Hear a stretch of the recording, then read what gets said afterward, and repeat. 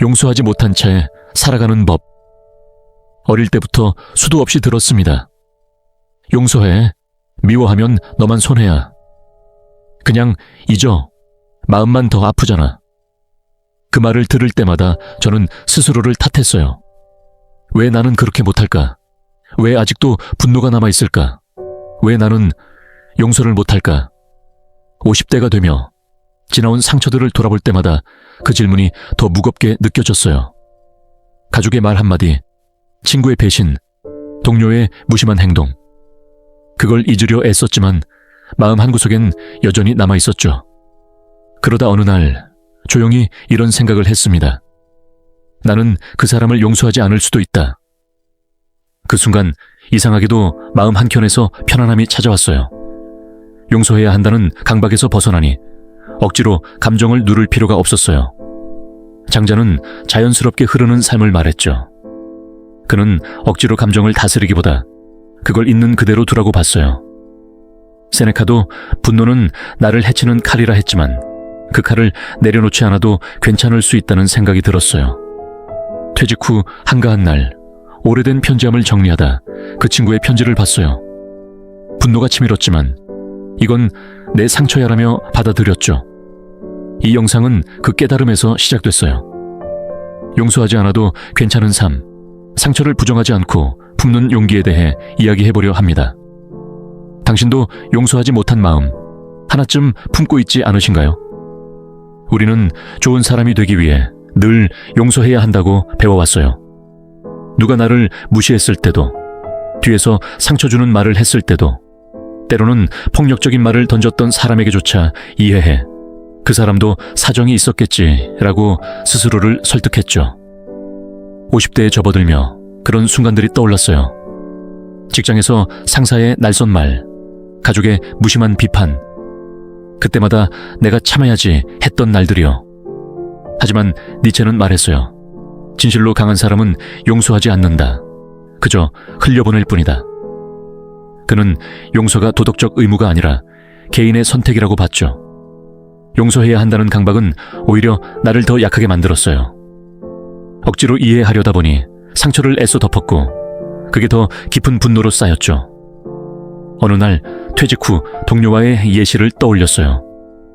그땐 그럴 수밖에 없었겠지 라며 용서하려 했지만 마음은 여전히 무거웠어요. 니체는 용서는 약한 자의 도덕이라 했어요. 그는 강함이란 상처를 억지로 지우는 게 아니라 그걸 인정하고 넘어가는 것이라고 봤죠. 50대에 접어들며 용서하지 않아도 괜찮다는 걸 받아들였어요. 그건 약함이 아니라 나를 지키는 힘이었어요. 얼마 전 가족 모임에서 오래된 상처를 떠올리게 하는 말을 들었어요. 용서해야 해 라는 목소리가 들렸지만 내가 안 해도 돼 라고 생각했어요. 당신도 용서해야 한다는 압박 느껴보지 않으셨나요? 그건 정말 의무일까요? 오래된 친구에게 배신을 당했던 적이 있어요. 제 속마음을 듣고도 그걸 다른 사람들에게 흘려버렸죠. 그 일을 잊고 싶어서 저는 그를 용서한 척했어요. 그럴 수도 있지, 사람이니까. 내가 너무 민감했던 거야.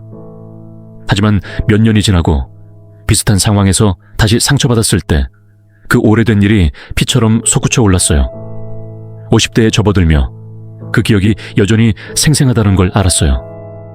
세네카는 상처는 아물 수 있다. 하지만 흉터는 남는다 했어요. 그는 흉터가 그 사람이 여전히 살아있다는 증거라고 봤죠. 상처를 없애려 애썼지만 그건 사라지지 않았어요. 퇴직 후 집에서 오래된 편지함을 정리하다 그 친구가 보낸 편지를 봤어요. 순간 분노가 올라왔지만 이건 내 상처야라며 인정했어요. 그때 깨달았죠. 상처는 없애는 게 아니라 그 자리를 인정하고 사는 법을 배우는 거예요. 50대가 되며 상처와 함께 사는 법을 고민했어요. 억지로 잊으려 하지 않고 그걸 내 삶의 일부로 받아들이니 마음이 조금 가벼워졌어요. 얼마 전 가족 모임에서 비슷한 상처를 주는 말을 들었어요. 예전 같았으면 괜찮아 라며 넘겼겠지만 그날은 아직 아파라고 인정했어요. 세네카는 시간이 상처를 치유한다 했지만 그건 완전히 사라지는 게 아니라 익숙해지는 거였어요. 당신도 그런 상처 아직 품고 있지 않으신가요? 그렇다면 용서하지 않고도 우리는 평온해질 수 있을까요? 저는 그 답이 용서하지 않되 복수하지 않는 삶에 있다고 생각해요. 상처를 인정하면서도 그 상처로 타인을 해치지 않는 것. 그건 성숙이라고 부를 수 있는 또 다른 형태의 용기예요.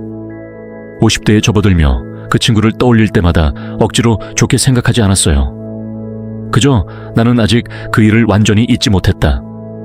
그리고 그건 괜찮다라고 말했죠. 심리학자 타라 브렉은 자기 연민은 고통을 없애지 않는다. 고통을 품고 살 수 있는 힘을 길러준다 했어요. 그녀는 상처를 부정하지 않고 그걸 있는 그대로 보는 게 치유의 시작이라고 봤죠.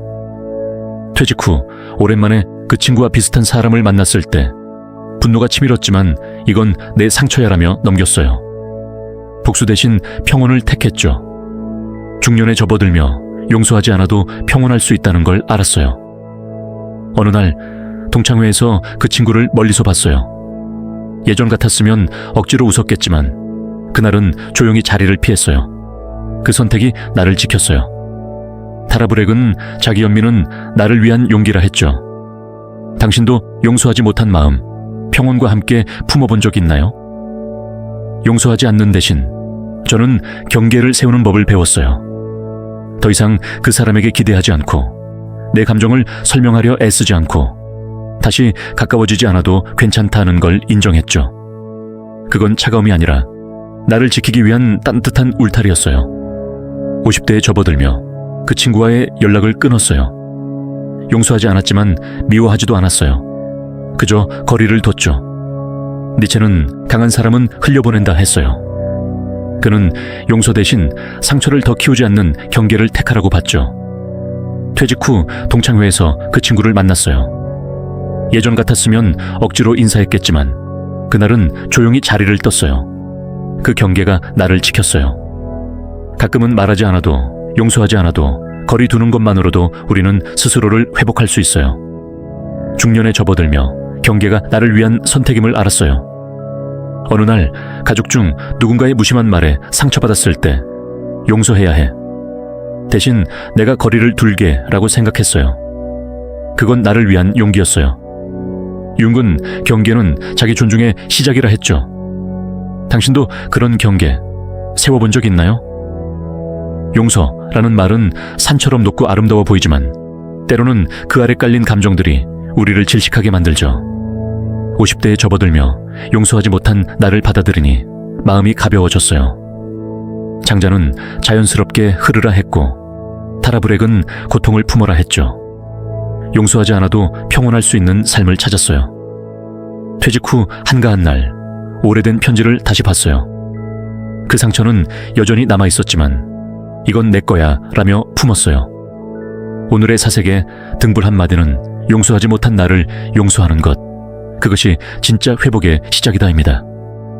당신은 아직 그 사람을 용서하지 못했나요? 괜찮습니다.